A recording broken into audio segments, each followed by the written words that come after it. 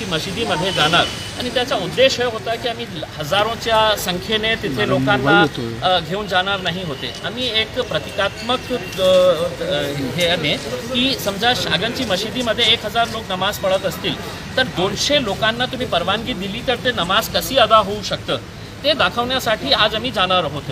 पण रस्त्यातच आम्हाला अडवण्यात आलेलं आहे, आम्हाला डिटेन करण्यात आलेलं आहे. मी सगळ्या लोकांना हे अपील करणार आहे की तिथे काही जमा न होता आपण तिथे काही गॅदरिंग न करता आपण जे सरकारला जागरूक करण्याचा एक उद्देश होता ते जागरूक करण्यासाठी आम्ही हे सगळं केलं होतं. आणि लोकांची जनभावना आहे ते आता सगळं उघडलेलं आहे. आता मंदिर मशिदी तुम्हाला जे नियम टाकायचे आहे ते नियम टाका आणि हे सगळं उघडा. ठीक है, ओके सर.